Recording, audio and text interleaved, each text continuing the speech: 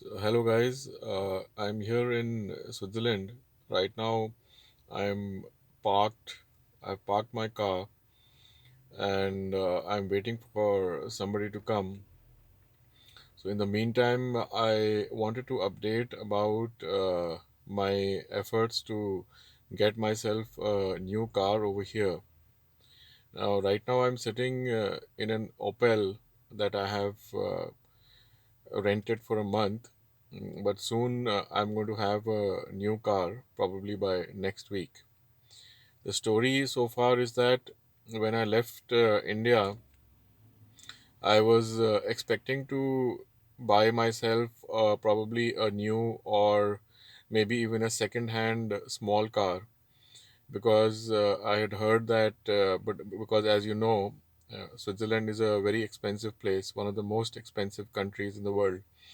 And I mean, my given my current situation, I thought I'm going to just be able to afford a small car. But once I have, after arriving over here, I have realized that the affordability of cars over here is quite a bit. Because of the options that are available.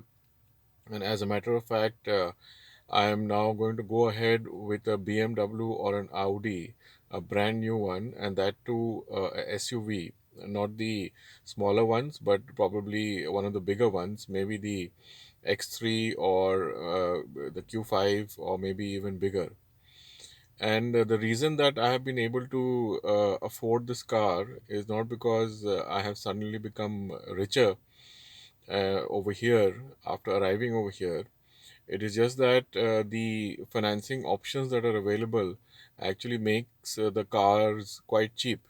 And plus, the exorbitant taxes that are imposed on luxury cars in India do not exist over here. So there are basically three options that one can go for over here. One is, of course, buying the car outright. The second is to take it on rent, and the third is to lease the car. Now, leasing is an option that actually makes it quite cheap to get yourself an expensive car, and that is what has happened to me. So the way it works is that you need to get the right mix of the kilometerage that you're going to use annually or over the lease period and the lease rate. So the lease rate depends a little bit on the tenure of the lease. So if you go for a very long lease, then obviously the rate is higher. If you go for a very short lease, the rate is higher. But between 3 to 4 years, the rate is quite reasonable. As a matter of fact, much lower than what it is in India. As a matter of fact, it is 0.9% over here compared to say 8 to 10 or 11% in India. So the result of this is that I'm here right now in one of the most expensive countries of the world, and I'm actually going to be driving a BMW or an Audi very soon. And I never thought that I would be driving such a car so soon.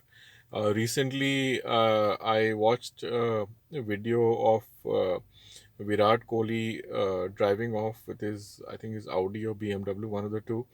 And I mean, and that's pretty much as close as I thought I would ever get to seeing a BMW or an Audi that is on social media or on YouTube. But now the reality over here is that I'm going to be having one of these cars, and I have not become significantly richer. I'm the same guy.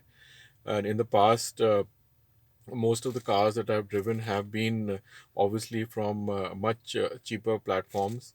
I mean, like anybody my generation, I have bought a couple of Maruti 800s, a Santro, an i20, Hyundai. Then later on, I have bought a Ford Fiesta, Toyota Innova, but they mostly have been the Korean and Japanese brands.